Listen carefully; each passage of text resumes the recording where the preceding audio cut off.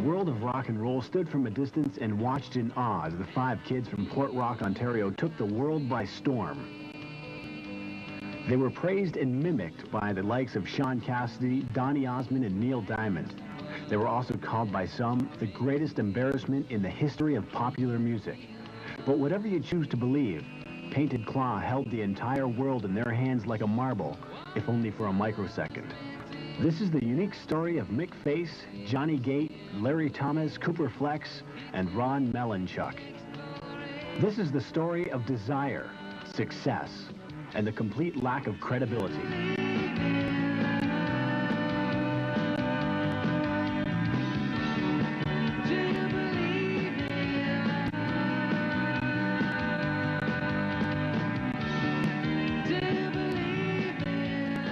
At the peak of Klaw mania, Mick and Johnny appeared on Pop Rock, a local cable TV program to tell the world about their music. I think it stemmed off from the time I was listening to the Duran Duran on the Walkman one day, and I felt that they really had a good sound, and from that It's like its radio influenced you. I took it from there and sort of pretty heavily. I sort of developed the sound right from myself. We developed. I developed it. By August of 1988, Painted Klaw had amassed such a following that after endless years of rejection from record companies, they landed their first big vinyl deal with Platter Records. The single, Do You Believe, soon followed and soared up the charts to a respectable number 11. Dire Straits' hit, Money for Nothing, was replaced in the number 11 spot this week by Painted Klaw's smash hit, Do You Believe, which I believe is a great song. And number 11 on our charts this week, Painted Klaw, with the smash hit, Do You Believe? Their very first single. Do you believe in love? Mick Face and Johnny Gate spent the next 6 months producing and refining the sound that would soon become famous. Their debut album, Meet the Klaw. It came easily as the pair grew up together and had amassed a backlog of songs. Do you believe in magic? It just doesn't work. Just doesn't work. Doesn't work. Do you believe in Apples? apples? No, too many syllables. Not right. Apple's not right either. It's winter out. It's winter out. Do you believe in gloves? Do you believe in sex? No, that's not it either. By the time the sessions had ended, some 77 songs had been written by the pair. They were now being regarded by the industry as the Canadian Lennon-McCartney. I write 90% of them. Well, my 10% always makes the record, but it's what goes on record is about a pretty even split. I think it's totally fair as to what goes on the record and what stays off, don't you? The band pressed on and made plans for their first big tour after being offered a major sponsorship by a leading cola beverage company. It's Mellenchuk, not Mellenchuk. Mellenchuk, okay? Let's get that straight off the top. Mellenchuk. Cola. I don't like it at all. I never drink. I can't stand it. What cola beverage? We had, I thought it was, but were we sponsored by cigarettes? They don't sponsor, no? It was at this time the band suffered their first of many tragedies. Cooper Flex, their wandering keyboard player, was found dead in his apartment due to a bizarre blender accident. Well, you know, losing Flex was pretty bad because Flex was like my best friend in the band. Mick and Johnny, you know, but Flex and I were pretty close, and it's like, I really miss him. It hurts a lot, you know, and I'm trying to deal with it, but it hurts. As fan support flourished, the media and the public demanded a new album. We were faced with the question, will Painted Klaw ever record again? Behind these 4 walls, the auditions continue. But will they record again? The songs did come, but not easily.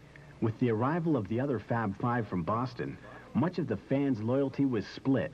Them new kids on the block, they're pretty good, aren't they? They're really good. That band, I tell you, they got a lot of funk in them. They can really play the bass. People put them down, but, you know, we're like, we love you guys, you know? They love us, and that they song love us. Beat It that they wrote, it was excellent. I like that song.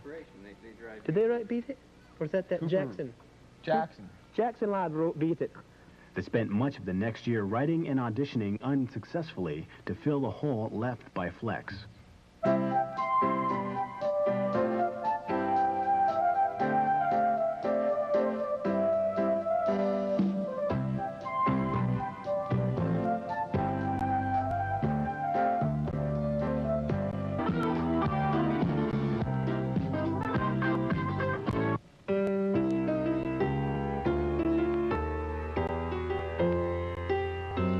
Hi, Sally. How are you today? Oh, I'm fine, Willie. Thanks for asking. How was your day today, Willie? Well, pretty good, Sally.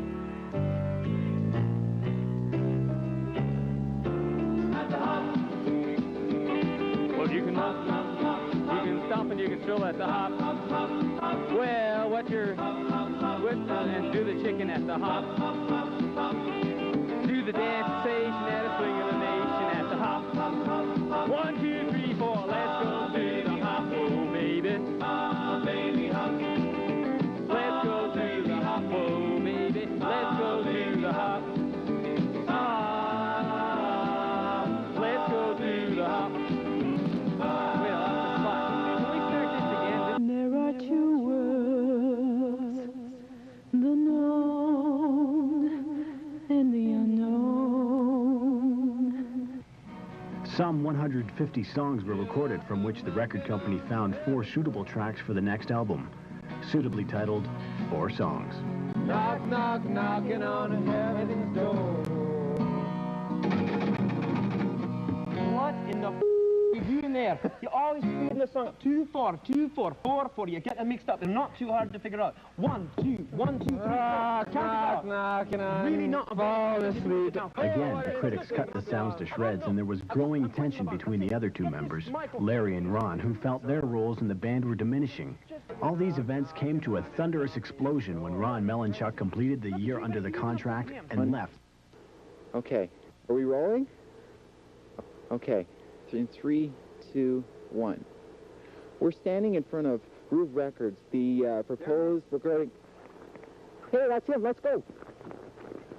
Ron Melanchuk? Yeah. Can we just ask you a few questions? Sure, yeah, I guess. Okay, I've heard that you quit the Painted Claw band. Is this true? Yeah, I'm just getting Mick and Johnny, they're worrying about everything too much. I just can't put up with it anymore. I've had it. I just don't want to do this anymore. Okay, what are your plans for the future? Are you going solo? Yeah, I'm going solo, but I'd really rather not discuss that too much at this point, you know. And what are the views of your new contract? Does it look bright for your future? Doesn't look too bad. Doesn't look too bad. I really can't talk right now. I'm sorry. I have to go. Just one more question. What's the feud between the other band members? By 1989, it was all over. The Painted Claw had totally dissolved. John and Larry had also been released from their contracts, leaving Mick as the only acting member. After performing totally solo shows night after night after night to a weak smattering of applause, the final Klaw album, And Then There Was One, fell off the charts. Songs of freedom.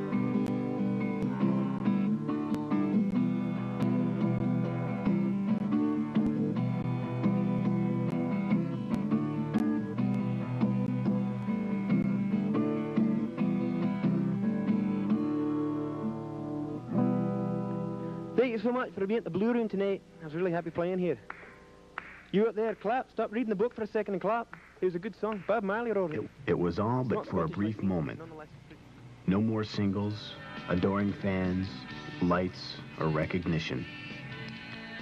You're great, Klaw. You don't even know the answer to the question. We really miss You're never Cooper. part of the band. You never have been. You've always been missing all the time. You go out, you stay home, you get drunk or do whatever, the drugs. I miss Cooper a lot. Well, Kim, what can we do, eh? We can't tour without the guitarist. You blew it. Cooper. You don't even know the damn guy's name, and he was with us for how many years? What, 10 years maybe? 2 years? Cooper was the best. He's been with us for some time at any rate. Drummer? I think he's a hockey stick. You have no idea. Cooper was who the he best guitar player we ever had in the band. is. Actually, I'm not so much Scottish as I am Ontarian. What in the hell's name are you doing there? 2, 4, 2, My 4, 10%. not 4.